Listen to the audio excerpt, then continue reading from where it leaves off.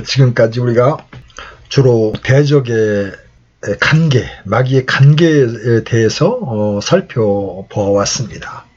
오늘부터는 그 대적과 싸워야 하는 우리 신자에 대해 초점을 맞추어서 살펴보려고 합니다. 오늘은 그 첫 번째로 우리 신자들은 군사로 부르심을 받았는데 그 군사는 주 안에서와 그분의 강력한 권능 안에서 강건한 자가 되어야 한다. 이런 주제로 말씀을 살펴보려고 합니다.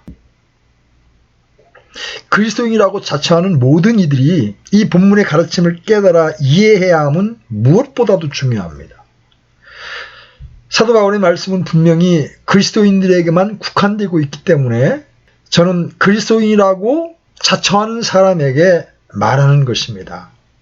이 사도의 말씀이 그리스도인이 아닌 사람에게는 의미가 없습니다. 참으로 그리스도인이 아닌 그 누구도 이 말씀을 이해할 수 없습니다. 오늘날 세상은 이러한 말씀을 비웃죠.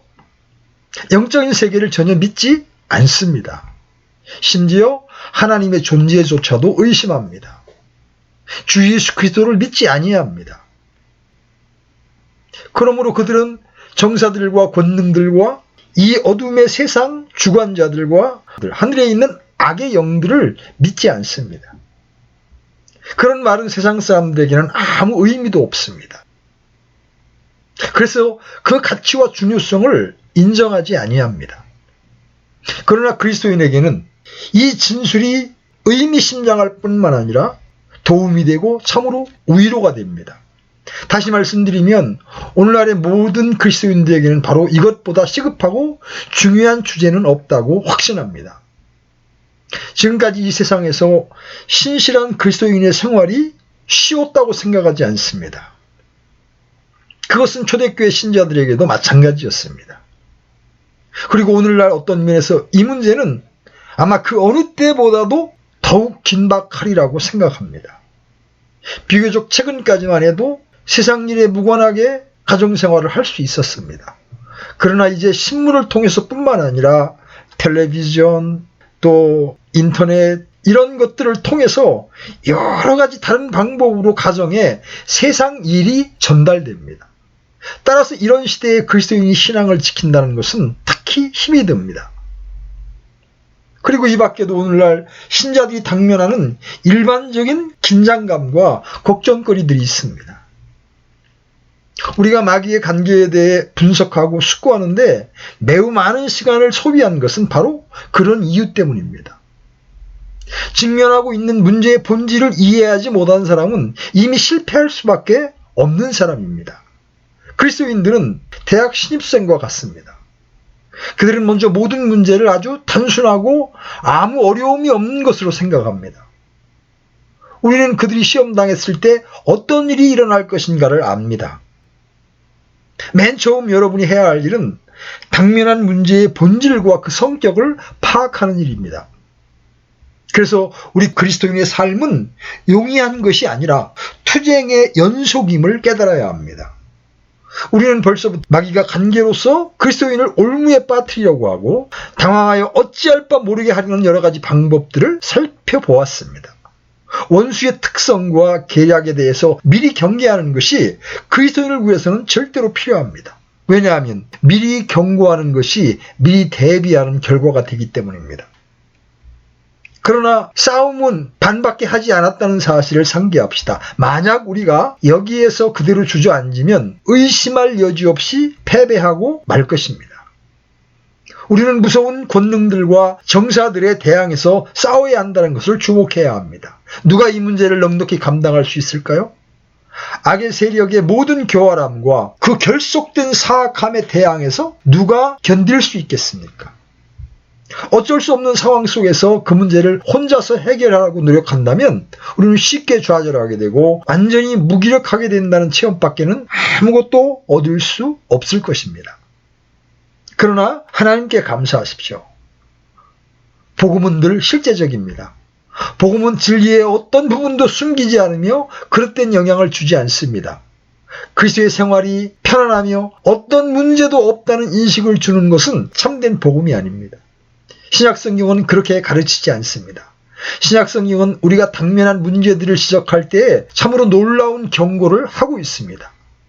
신약 성경은 싸움을 중도에서 멈추지 않고 끝까지 계속합니다. 그리고 여기에서 성경은 그것이 싸움에 관한 진리일지라도 그것을 감당할 수 있게 해주며 그것을 감당할 뿐만 아니라 승리할 수 있는 방법을 우리에게 보여줍니다. 성경은 우리가 이기고도 남는다는 것을 가르쳐줍니다. 그래서 사도는 자신의 독특한 방법으로 이 점을 설명합니다. 끝으로 내 형제들아, 주 안에서와 그분의 강력한 권능 안에서 강건한 자가 되라. 우리가 늘 하나님께 감사해야 할 이유가 여기에 있다고 말할 수 있습니다.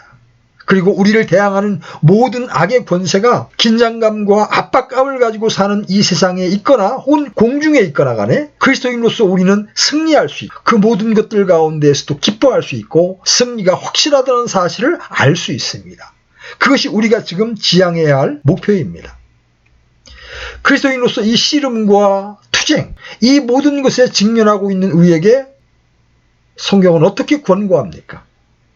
바로 두 가지 말씀이 있다는 것을 주의하십시오. 첫째는 10절에 나와 있는 주 안에서와 그분의 강력한 권능 안에서 강건한 자가 되라는 말씀. 두 번째는 11절에 하나님의 전신갑주를 입으라는 것입니다.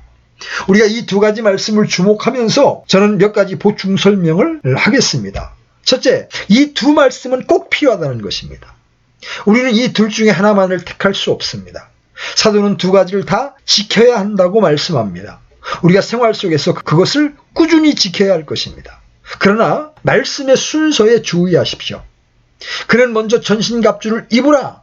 그리고 주 안에서와 그분의 강력한 권능 안에서 강건한 자가 되라고 말하지 아니합니다. 그렇습니다. 그것은 완전히 다른 방법입니다. 주 안에서와 그분의 강력한 권능 안에서 강건한 자가 되라. 그러고 나서 하나님의 전신갑주를 입으라. 이렇게 말합니다. 이 순서에는 매우 실질적인 중요성이 있습니다. 그것에 대해서는 잠깐 덮어두고 뒤에 실제적인 논점에 대해서 그것의 의의와 중요성을 보여드릴 기회를 갖겠습니다. 이 두 개의 요소 사이에는 분명히 하나의 연관이 있습니다. 우리가 영적 전투를 위하여 나아갈 때에 어떤 일이 일어날 것인가에 대해서 암시를 드리면 그것은 이러합니다. 사람들은 이 두 요소 중 어느 한쪽만을 택함으로써 흔히 신앙의 파괴를 초래합니다. 어떤 사람들은 여러분이 할 일은 주님께 맡기고 그분의 힘에 의지하십시오. 이렇게만 말합니다. 그들은 하나님의 전신갑주에 대해서는 결코 아무 말도 하지 아니합니다. 그들은 그것을 완전히 무시해버립니다. 또 어떤 사람들은 마치 그들 스스로가 마음대로 하나님의 전신갑주를 입을 수 있는 것처럼 강조합니다. 그들은 주님의 능력과 그분의 힘과 강건함에 대해 절대 의지해야 하는 것을 잊고 있습니다. 그 다음에 우리는 그리스도인의 승리의 생활을 위해서 필수적인 이 두 가지 단순한 제시에서 몇 가지 흥미있는 문제가 있다는 것을 알게 됩니다. 그러면 먼저 주 안에서와 그분의 강력한 권능 안에서 강건한 자가 되라는 말씀에 대해서 생각해 봅시다. 위대한 사도 바울이 말한 그날을 위한 큰 교훈이 여기에 있습니다. 원수와 대항하여 함께 모인 그리스도의 군병들에게 주신 말씀이 바로 여기에 있습니다. 오랫동안 전투를 몸소 겪었으며 우리를 자주 일깨워준 바와 같이 자신이 맡은 모든 교회를 돌보았으며 하나님의 백성에 대항한 악의 음모를 몸소 보았던 이 위대한 지도자가 한 말이 여기 있습니다. 그리고 그날을 위한 큰 교훈이 여기에 있으니 주 안에서와 그분의 강력한 권능 안에서 강건한 자가 되라는 것입니다. 이것을 명심하고 잊지 맙시다. 격심한 싸움과 열기 속에서 무슨 일이 일어나더라도 우리를 인도하고 지도해주는 이 위대한 원리를 잊지 마십시다. 그러면 이 말씀은 무슨 뜻이며 우리가 이 말씀을 어떻게 행해야 하는 겁니까? 그것은 누구에게나 널리 알려져 있는 말씀입니다. 그러나 읽고 반복하는 것만으로는 충분하지 않습니다. 이 문제를 자세히 생각해 봅시다. 기독교는 심리학의 어떤 한 형태가 아닙니다. 여러분은 주 안에서와 그분의 강력한 권능 안에서 강건한 자가 되라고 하면서 또 일종의 주문으로서 혹은 자기 암시로서 이 말씀을 사용하거나 자신에게 반복하면서 생활하지는 않습니까? 이것은 결코 기독교가 아닙니다. 물론 이교도에서는 그렇게 합니다. 그것은 심리적인 방법이기 때문입니다.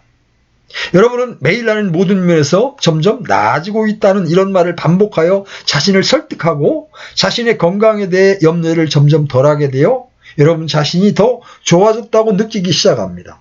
어느 정도까지는 이것이 효과가 있지만 단지 어느 정도까지일 뿐입니다. 그러나 어떤 경우에도 이것은 복음이 아닙니다. 우리는 너무나 자주 이런 식으로 성경을 오용할 위험에 빠집니다. 이런 식으로 이 말씀을 단순한 구절로 사용하거나 경박한 마음으로 찬송을 부르며 그리하여 당분간 더 나아진 것으로 느낍니다. 그러나 밖에서는 유혹을 어떻게 견디며 가정에서 어떻게 지내느냐 하는 것이 문제입니다. 여러분이 성경을 일종의 약으로서 이유와 방법을 모른 채 일시적인 안락을 주는 물질로서 사용할 때 그 효과는 지속되지 않습니다. 그것은 여러분에게 위안을 주지만 여러분이 투쟁이나 격심한 싸움에 임했을 때 여러분을 패배시킵니다. 그러면 어떻게 하는 것이 사도 바울의 가르침을 참되게 적용하는 것입니까? 첫째로 알아야 할 것은 원수의 능력이 너무나 크기 때문에 우리가 강건하여야 될 필요가 있다는 것입니다. 원수의 힘을 절대로 과소평가하지 마십시오. 성경은 항상 우리 원수가 대적하고 있음을 깨닫기를 요구합니다. 베드로가 말한 바와 같이 대적마귀가 울부짖는 사자같이 두루다니며 삼킬 자를 찾고 있다는 것입니다. 우리는 천사장 미가엘도 모세의 몸에 대하여 마귀와 다투며 논쟁할 때에 감히 그에게 욕설로 비난하지 아니하고 다만 이르되 주께서 너를 꾸짖으시기 원하노라는 기록을 유다서 9절에서 봅니다. 적은 매우 강력하고 간계와 교활함과 기만으로 가득 차 있습니다. 사탄은 자기를 빛의 천사로 가장할 수도 있는 존재입니다. 인간적인 면에서 볼 때 매우 실제적인 이유 중에 하나가 만약 여러분이 이 악한 날에 설 수 있고 견딜 수 있기를 원한다면 이 힘이 필요하다는 것입니다. 악한 날, 어떤 의미에서 그리스도인의 생애는 항상 같은 유의 생일지라도 실상은 매우 다양합니다. 악한 날들이 있습니다. 어떤 날들은 다른 날보다 더 악합니다. 그 날들은 유난히 나쁩니다. 일반적으로 현재 우리는 매우 악한 날에 살고 있습니다. 그것은 모든 면에서 악합니다. 저는 국제적인 어떤 긴장만 생각하고 있는 것은 아닙니다. 악과 죄가 너무나 강력하게 조직화되었고 너무 깊이 침투되었기 때문에 악한 것입니다. 동성애가 죄라고 말하면 사법조치를 받아야 하고 목회자가 동성애자들 집회에 축복 기도를 하는 그런 분위기에서 그리스도인이 된다는 것은 실로 용이한 일이 아닙니다. 그리스도인들은 특히 초신자들은 이런 것들 때문에 혼란을 일으키게 됩니다. 복음이란 무엇인가? 복음이 아닌 것은 무엇인가 하는 의문을 제기함으로써 믿음의 본질에 대한 불확실성을 유발시키고 전적으로 혼란을 야기시키느라고 마귀는 분주하고 적극적입니다. 의심할 여지 없이 우리는 매우 악한 시대에 살고 있습니다. 만일 우리가 이와 같이 악한 때에 견디어내려면 오직 한 가지 길이 있는데 그것은 바로 사도 바울이 여기에서 가르치고 있는 이 길뿐입니다. 우리는 이 힘이 필요합니다. 그리고 하나님의 전신갑주가 필요합니다. 이것이 우리에게 있다면 우리는 견딜 수 있을 것입니다. 이 점에 대해서 하나님께 감사하십시오. 아무리 강화할 만한 혼란이 있을지라도 진리를 믿는 자들은 견딜 수 있습니다. 실망하지 마십시오. 낙심하지 마십시오. 현혹되지 마십시오. 피하지 마십시오. 여러분은 아마 혼자 견뎌내야 할 것입니다. 그러나 그날이 아무리 혹독하고 악하고 지긋지긋하고 음험할지라도 여러분은 견딜 수 있게 될 것입니다. 그런데 우리 모두가 이 힘과 능력을 추구하도록 용기를 주는 또 다른 이유가 있습니다. 왜 내가 주 안에서와 그분의 강력한 권능 안에서 강건한 자가 되어야 합니까? 저의 대답은 이렇습니다. 나는 인간적인 실패를 하지 않도록 하기 위해서 강건하기를 원합니다. 나는 내가 실패하고 죄에 빠졌을 때 비참하게 되며 불행하게 된다는 것을 알기 때문입니다. 이것은 모든 그리스도인들의 사실입니다. 그리스도인의 생애에 있어서 어떤 실패로 인한 피할 수 없는 결과인 비참함으로부터 여러분 자신을 구하는 것은 주 안에서와 그분의 강력한 권능 안에서입니다. 그러나 저는 개인적인 실패의 두려움보다 더 큰 이유를 여러분께 말씀드리고 싶습니다. 곧 여러분은 누구이며 여러분은 어떤 사람이냐 하는 이유 때문에 강건해져야 한다는 것입니다. 우리 구원의 문제는 개인적인 것이지만 고립된 개체는 아닙니다. 우리는 각자 그리스도의 몸의 일부분이며 주님께 예속되어 있고 하나님의 가족의 일원입니다. 예수 그리스도께서 우리를 형제라 부르는 것을 부끄러워하지 아니하셨다는 사실을 항상 기억하셔야 합니다. 또한 하나님께서 여러분의 하나님이라고 불리는 것을 부끄러워하지 아니하셨다는 사실을 명심해야 합니다. 하나님의 이름과 그리스도의 이름은 우리와 함께 있습니다. 왜 내가 강건해야 합니까? 나 자신을 위해서라기보다는 주님을 위해서입니다. 어떤 의미에서 이것은 아주 놀라운 사상이죠? 이것은 우리 자신에 대해서 깨달을 수 있는 가장 영광스러운 진리의 한 부분입니다. 다시 말하면 전능하신 성부 하나님과 성자와 성령님께 대한 평판이 우리에게 달려 있습니다. 우리의 실패는 거룩한 이름에 누를 끼치게 되는 거죠. 우리는 고립된 개체가 아닙니다. 이 크고 힘있는 군대 안에 있는 한 사람입니다. 우리의 실패는 우리 자신에게만 관계되는 것이 아니기 때문에 나와 여러분은 약해져서는 안 되며 그 나라의 이름을 무한히 선양하여야 합니다. 하늘과 땅에 있는 전 가족은 우리와 연루되어 있습니다. 우리는 대표자들입니다. 제가 본문의 주의를 집중시키고 있는 것은 우리가 행복한 생활만을 추구해서는 안 된다는 것입니다. 뛰어나게 큰 군대인 살아계신 하나님의 교회 입장에서 사물을 볼 수 있도록 배웁시다. 우리는 우리의 구원의 총사령관이시며 지도자이신 주님을 생각합시다. 그리고 우리는 그분에게 예속되어 있으며 우리에게 일어나는 모든 것은 또한 그분과 관련되어 있다는 사실을 기억합시다. 나아가 저는 이 문제를 다음과 같이 생각합니다. 복음의 진리를 입증하는 데 있어서 우리가 주 안에서와 그분의 강력한 권능 안에서 강건한 자가 되어 승리하는 것보다 더 좋은 길은 없습니다. 올바르게 사는 것은 어렵습니다. 그래서 우리는 성공하는 어떤 사람을 볼 때, 악의 유혹과 암시에 대항하여 일어설 수 있는 어떤 사람을 볼 때, 통속적인 것에 그의 발이 유혹되지 않는 사람을 볼 때, 진리와 모든 가치 있는 일을 위하여 견고하게 서는 사람을 볼 때 큰 용기를 얻습니다. 그것은 의심할 여지도 없이 바라보는 사람들에게 큰 영향을 끼칠 것입니다. 우리는 현재 모두 구경거리가 된 존재들입니다. 그들이 침착하고 견고한 사람을 볼 때, 또 이와 같은 때에 당황하지 않는 사람과 모든 일에 통찰력을 가지고 초월하여 볼 수 있는 사람들을 볼 때 그들은 이게 어찌 된 일이냐? 그 사람의 그와 같은 비결은 무엇인가 하고 묻게 됩니다. 그래서 여러분은 바로 서고 주 안에서와 그분의 강력한 권능 안에서 강건한 자가 됨으로써만 전도자가 되는 것입니다. 여러분은 홍수에 쓸려가지는 않습니다. 여러분은 다른 어떤 사람이 그 일을 한다고 해서 그 일을 하지 아니합니다. 여러분은 자신의 원칙을 가지고 있어서 기꺼이 그것에 찬성하고 그것을 위해 견딜 준비를 하고 있습니다. 그것은 종종 하나님의 은혜 아래서 다른 사람을 각성시켜서 그들의 죄를 깨닫게 하고 그들로 하여금 하나님을 찾기 시작하도록 하는 수단이 되어 왔습니다. 우리는 마귀에 의하여 눈이 멀고 자기 멋대로 악한 길을 따라가는 사람들에 의해 둘러싸여 있습니다. 그러나 모든 사람이 실패할 때 여러분은 설 수 있다는 것을 보여주기를 원합니다. 여러분은 구원의 복음의 문이 언제 열리는지 결코 알지 못합니다. 바로 거기에 왜 우리가 주 안에서와 그분의 강력한 권능 안에서 강건해져야 하는지 이유가 있는 것입니다. 두 번째로 우리는 우리 자신이 약하다는 것과 도움이 필요하다는 것을 깨달아야 합니다. 이것은 사도 바울이 여기에서 이야기하는 전제 조건이 됩니다. 바울은 적대자의 능력 때문에 이것에 대해서 염려할 뿐만 아니라 마찬가지로 우리 자신이 약하고 힘이 부족하기 때문에 염려합니다. 이 무기력을 깨닫는 최선의 방법은 적대자의 능력이 어떠한지에 대해 이해하는 겁니다. 성경은 여러분이 이것을 알도록 하기 위해서 많은 것을 가르치고 있습니다. 성경에 처음으로 돌아가 보시기 바랍니다. 여러분은 거기서 죄 없고 완전한 아담이라는 사람을 만나게 될 것입니다. 그러나 그는 마귀를 만나 그 마귀의 관계에 직면하게 됩니다. 아담이 비록 완전한 자로서 하나님과 친교 가운데 생활하였다 할지라도 그는 마귀의 관계에 넘어집니다. 그는 아주 쉽게 넘어졌습니다. 아담으로서는 하나님이 사람을 적대하고 있으며 사람에게 공명정대하지 못하다고 암시한 마귀의 교활함을 감당할 수 없어서 넘어지게 되었습니다. 마귀가 그의 공격을 시작하였을 때 하나님의 형상으로 만들어진 그 사람은 어떻게 되었습니까? 아담은 타락했습니다. 만약 아담이 완전한 상태에서 타락했다면 우리 중 누가 설 수 있겠습니까?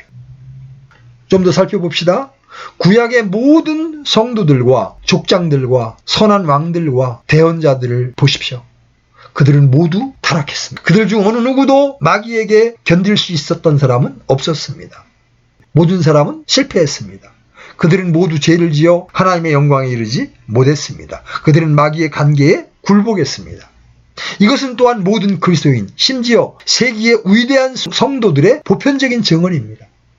그리스도인의 생애가 결코 용이한 생애가 아니라고 느낄 수 있는 것은 참 성도라는 증거의 하나입니다. 그 생활이 용이하다고 느낀 사람은 어떤 다른 것과 기독교를 혼동한 것입니다. 그는 모든 것이 아주 단순한 곳으로 향하는 지름길을 택한 겁니다. 그것은 그리스도인의 길이 아닙니다. 위대한 성도는 항상 냉렬한 전투와 자신의 약함과 무능력을 증언해 오고 있습니다. 그들은 이것에 대해서 애통해했습니다. 이제 우리는 구름 같은 많은 증인들이 오늘 우리에게 무엇이라고 이야기하는지 유의해야 합니다. 저는 또한 여러분 자신의 경험에 유념하시기를 권합니다. 만약 여러분 자신이 매우 충성된 그리스도인이라고 생각한다면 여러분이 왜 그렇게 많이 실패했으며 왜 아직도 실패하고 있는 겁니까? 여러분의 결심은 어떻게 된 겁니까? 왜 여러분은 때때로 회개하지 않고 여러분 스스로를 주장합니까? 왜 여러분은 때때로 완전히 무기력한 상태에서 절망에 빠집니까? 그것은 무엇 때문입니까? 그것은 여러분이 약하다는 분명한 사실 때문입니다. 또한 그것은 우리가 부족하고 과오를 범하기 쉽기 때문입니다. 그러나 우리는 솔직하게 이것을 인정해야 합니다. 일반적으로 나는 당신이 말한 바와 같이 적대자가 매우 강하다는 것을 압니다. 그리고 나는 약합니다라고 말하는 것으로는 충분하지 않습니다. 우리는 우리 자신의 나약함을 확신해야 합니다. 이렇게 함으로써 전투의 반은 승리하는 것입니다. 우리는 지금 우리가 병들어 있다는 것을 알 필요가 있습니다. 다른 말로 하면 우리에게는 깊은 자기 반성을 할 필요가 있다는 겁니다. 왜 신자들이 본문을 유의하지 않고 그냥 넘어갈까요? 왜 우리가 주 안에서와 그분의 강력한 권능 안에서 강건하게 될 수 있는 일에 대해 거의 알지 못하는 것입니까? 우리가 결코 자신의 부족함을 깨닫지 못하고 있기 때문에 그렇습니다. 건강한 자에게는 의사가 필요 없는 것입니다. 그것은 바리새인들에게서 볼 수 있는 최고의 고질병입니다. 그들은 하나님과 올바른 관계에 있다고 생각했습니다. 그래서 그들은 의사에게 가지 않았습니다. 그들은 잘못된 것이 없다고 생각했습니다. 우리가 모두 건강하다고 느끼는 한 의사에게 가지 않습니다. 우리가 병들어 있다는 것을 깨달아야 합니다.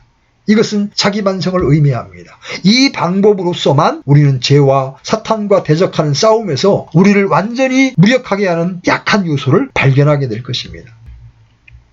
우리가 깨달아야 할 또 다른 것은 단순한 도덕률이 우리를 충족시킬 수 없다는 것입니다. 세상은 소위 선한 생활에 항상 관심을 가져왔습니다. 철학자들은 항상 그 주제에 관심을 가져왔습니다. 그들은 그 주제에 대하여 글을 썼고 그 주제에 대하여 이야기하며 논쟁했습니다. 그러나 그들의 고민은 그것을 결코 실천할 수 없다는 것이었습니다. 도덕적 원칙은 그 원칙이 실행되는 만큼 선합니다. 그러나 그것은 충분하지 못합니다. 여러분은 윤리에 대한 책을 읽을 수 있고 그 문제에 대한 웅변을 기억할 수 있습니다. 그러나 이것은 실천하는 것과는 매우 다른 문제입니다.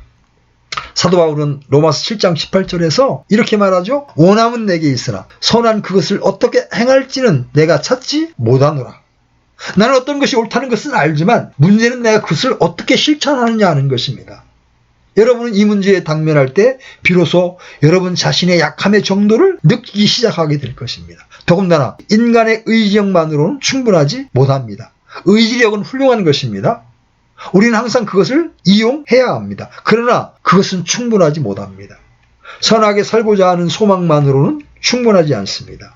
우리가 분명히 그와 같은 소망을 모두 가지고 있음에 틀림없습니다만 그 소망은 성공을 보장하지 못합니다. 그래서 저는 다음과 같이 설명합니다. 여러분은 자신의 도덕과 윤리의 원칙을 가지고 여러분의 의지력을 그 한계까지 발휘하십시오. 그리고 나서 모든 고상한 것에 유의하고 여러분이 가지고 있는 소망을 고양시키십시오. 그러나 이와 같은 것만으로는 충분치 못하다는 것을 깨닫게 될 것입니다. 그와 같은 것으로는 결코 여러분이 원하는 목표에 도달할 수 없습니다. 우리는 우리의 최선이 전적으로 부족당하며 영적 싸움은 영적인 수단으로 싸워야만 된다는 것을 깨달아야 합니다. 이것은 아이삭 와츠가 쓴 찬송가에 잘 표현되어 있습니다. 넘쳐 흐르는 샘물이 주님께 있어 우리의 영혼을 적셔주네. 자기 힘을 의지하는 자는 그 영혼이 시들어 죽을 것이네. 이것은 사실입니다. 또 다른 찬송가를 생각해 봅시다. 너를 실패케 하는 육신의 힘을 너는 의지하려 하지 말아라. 우리는 여기서 전체의 문제를 이해하는 실마리를 찾게 됩니다. 문제는 도덕적 생활의 문제가 아니에요. 육의 상태는 영적인 배경에 대해서 아무것도 모릅니다. 왜냐하면 그것은 마귀와 정사와 권능에 대해서 아무것도 모르기 때문입니다. 그리고 그 사실은 교육이 실제로 이 문제를 해결할 수 있고 인간을 개조시킬 수 있다고 믿는 일이 계속되는 이유입니다. 그러나 또한 정신요법과 알려지지 않은 다른 여러 가지 수단을 시도해보려는 이유인 것입니다. 그러나 이와 같은 것이 많이 작용하면 할수록 문제는 점점 늘어나는 것 같습니다.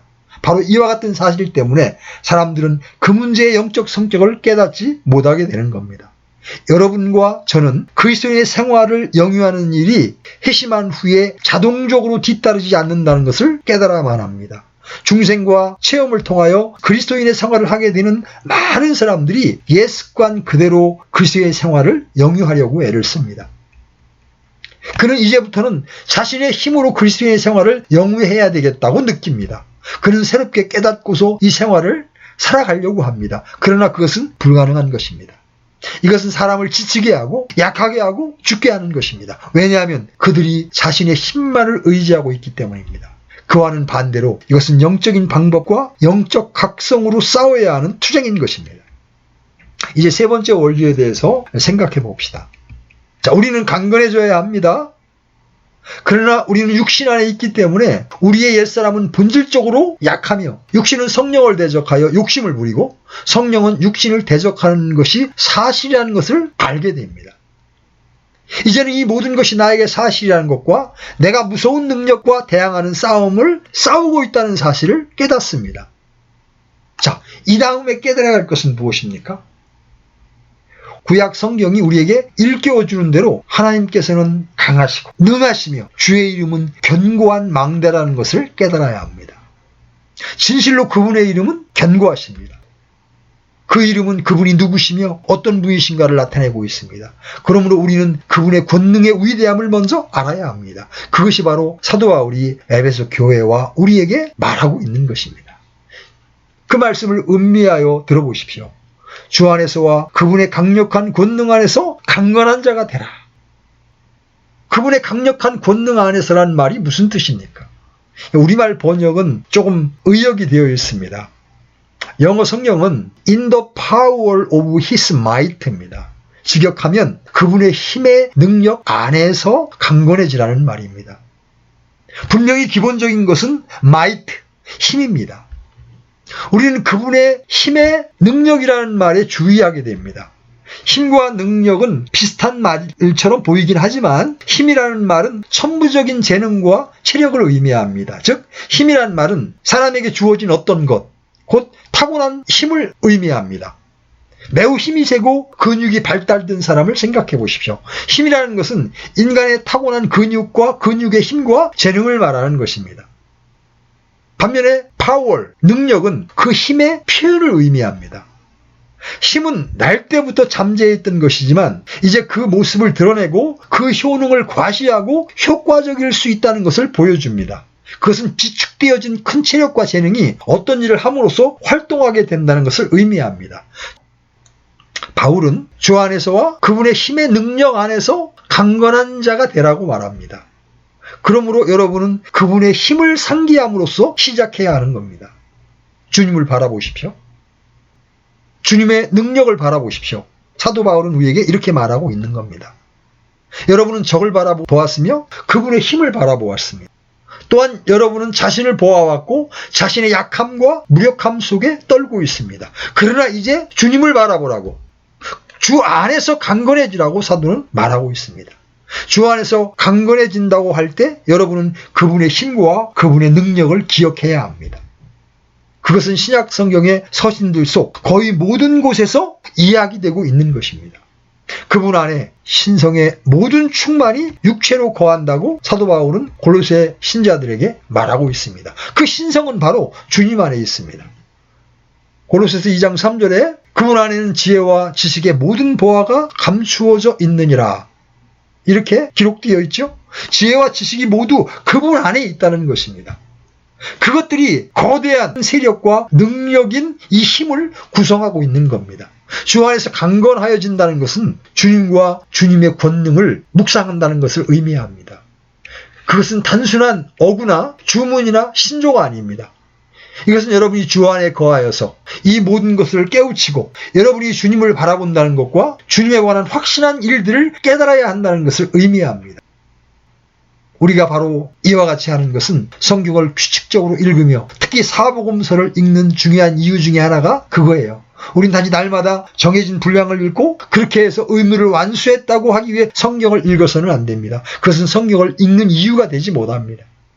제가 계획적으로 성경을 읽는 것을 비난하려는 것이 아닙니다. 저는 계획적으로 성경을 읽는 것을 열렬히 주창하는 사람입니다. 제가 말하고자 하는 모든 것은 마귀가 그의 관계 가운데 들어와서 여러분이 성경을 실제로 주의 깊게 보지 않고 단지 기계적으로 읽음으로써만 만족하게 하고 성경이 무엇을 말하고 있는가에 대한 깨달음이 없이 성경을 묵상하고 여러분 자신을 위한 교훈을 얻지 못하고 성경을 읽는 일을 위하여 기도하는 것을 마귀가 방해하지 못하게 하기 위하여 조심해야 한다는 겁니다. 성경을 읽기 위해서는 상당한 시간이 필요합니다. 버스나 기차를 잡기 위해 달려가는 것처럼 많은 절수를 읽는 것은 쉬운 일입니다. 그러나 그것이 성경을 읽는 일은 아닙니다. 어쩌면 전혀 쓸모없는 일일 수도 있습니다. 여러분은 멈추어 서서 자세히 보고 그리고 생각해야 하는 겁니다. 그러므로 복음서로 돌아가서 주님과 그분의 힘의 능력을 주의 깊게 살펴보십시오. 우리는 어디서 그분의 권능을 볼 수 있습니까? 주님의 생애에서 그 권능을 볼 수 있습니다. 나는 바로 이 세상에서 죄 있는 육신의 모습을 입은 주님을 봅니다. 내가 살고 있는 바로 이 세상에서 주님을 봅니다. 그분은 배고픔과 갈증 그리고 육체의 연약함과 피곤함을 알고 계셨으며 사람들을 좌절시키는 것이 무엇인가를 분명히 알고 계셨다고 봅니다. 주님은 세상에서 모든 것을 체험하셨습니다. 그러나 내가 바라보는 주님으로서 내가 아는 것은 주님께서는 항상 이기셨다는 것입니다. 결코 흔들림이 없으셨습니다. 더군다나 실패하거나 쓰러지거나 실족하는 일은 있을 수 없습니다. 주님은 견디셨습니다. 그러므로 내가 주님의 생애를 바라볼 때에 나는 어떤 점에서도 빗나감 없이 세상을 살아가신 분을 보는 겁니다. 주님은 끈기 있게 나아가셨습니다. 저는 주님의 모든 이적들 속에서 특히 마귀를 쫓아내신 이적에서 주님의 권능을 보며 그 이상의 것을 깨닫습니다. 주님께는 마귀가 문제거리가 되지 못합니다. 마귀에게 명령하고 마귀를 쫓아낼 수 있는 분이 여기 계십니다. 주님은 능력과 권위로서 말씀하십니다. 그리고 마귀는 그들을 멸망받을 깊은 곳으로 버리지 말고 살려달라고 주님께 애걸할 수밖에 없었습니다. 이곳에 주인이 계십니다. 그들은 주님께 나와 우리는 당신이 하나님의 거룩한 자이심을 아나이다 이렇게 말합니다. 마귀들이 매우 난폭하게 굴 때에 말씀 한마디로 그들을 쫓아내신 분이 여기에 계십니다. 제자들은 그렇게 할 수 없었습니다. 변화산 기슭에 있던 소년을 보시기 바랍니다. 그의 아버지가 제자들에게 이 아이를 데려왔을 때 제자들은 최선을 다했습니다. 그러나 그들은 도움을 줄 수 없었고 이 가련한 소년은 사탄의 능력에서 벗어날 수 없었습니다. 그러나 우리는 한 걸음 더 나아가서 주님이 받으신 시험 속에서 나타난 이 힘의 능력을 보아야 합니다. 주님은 마귀의 종들에게 시험을 받으신 것이 아니라 마귀에게 직접 시험 받으셨습니다. 정사와 권능들에 의해서가 아니라 마귀가 몸소 자신의 관계로 시험했습니다. 여기에서 사탄이 직접 나서게 된 것은 사탄이 지금까지 직면한 가장 큰 문제라는 것을 알고 있기 때문입니다. 그래서 사탄은 우리 주님 나와 광야에서 시험을 한 것입니다. 그러나 그는 완전하게 패배하고 말았습니다. 성경의 말씀을 가지고 우리 주님은 사탄을 격퇴시켰고 사탄은 패배하여 다른 기회를 기다리면서 물러갔습니다. 그러나 많은 노력을 기울였음에도 불구하고 사탄은 완전히 실패했습니다. 그 점이 바로 우리가 깊이 생각해야만 할 점입니다. 이것은 단지 우리 주님의 생애를 통하여 여러분이 주님의 인격을 이해하도록 도와주는 이야기나 사건만은 아닌 것입니다. 그것은 물론 주님의 인격을 증명하고 있습니다. 그러나 그것을 실제로 활용해야 합니다.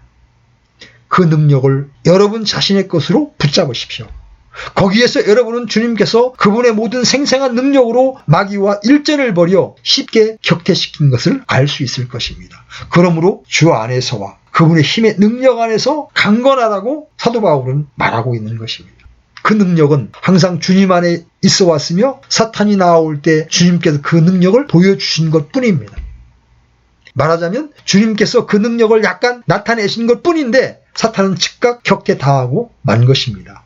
그 능력을 붙잡으라고 사도는 말합니다. 야고보도 똑같은 방법으로 이 점을 강조하면서 마귀를 대적하라. 그리하면 그가 너희에게서 도망하리라고 말합니다. 그것이 그 능력이 나타나는 길입니다. 그러나 여러분과 제가 그리스도의 능력을 확신하고 그 힘의 능력이 어떠함을 확실히 깨닫고 주님 안에 본래부터 있는 그 능력을 참으로 알 때에 그 능력이 나타나는 것입니다. 그분 안에는 하나님의 신격의 모든 충만이 몸으로 거하십니다. 그분은 하나님이시요 또한 사람이십니다. 그분은 실패할 수 없으며 실패하지 않았습니다. 물론 최후에는 주님께서 십자가와 부활의 사건을 통하여 그분의 능력을 입증하셨습니다. 십자가 사건은 사탄의 능력이 승리하는 날인 것처럼 보였습니다. 사탄과 그의 무리들이 그랬던 것처럼 마귀들도 그들이 승리한 것이라고 생각했습니다. 세상도 역시 비슷한 생각을 했습니다. 내가 남을 구원하였으니 내 자신을 구원하여 내려오라고 그들은 주님을 충동질하였고 조롱했습니다. 그들은 주님께서 그렇게 할 수 없다고 생각했으며 사탄이 주님을 패배시켰다고 생각했습니다. 그러나 바울이 골로새서 2장 15절에서 말한 대로 주님께서 정사들과 권능들을 벗기사 십자가 안에서 그들을 이기시고 공공연히 그들을 구경거리로 삼으셨습니다. 즉 주님께서는 그들이 주님을 패배시켰다고 생각한 그때에 승리하신 것입니다. 주님께서는 십자가의 승리를 바라보시고 이제 이 세상에 대한 심판이 있으니 이제 이 세상의 통치자가 쫓겨나리라고 요한복음 12장 31절에서 미리 말씀하신 것입니다. 그렇기 때문에 십자가를 바라보고 깊이 묵상해야 하는 것입니다. 이것은 최고의 역설입니다. 즉 그분은 연약함 가운데 죽어가고 있지만 여러분은 거기에서 그 타고난 권세와 주님의 이 힘과 신성의 능력과 사탄을 정복하고 자기 백성을 자유롭게 하는 이 전환, 이 영광스럽고 의기양양한 승리를 보셔야 합니다. 여러분 십자가를 바라보십시오. 십자가만을 바라보십시오.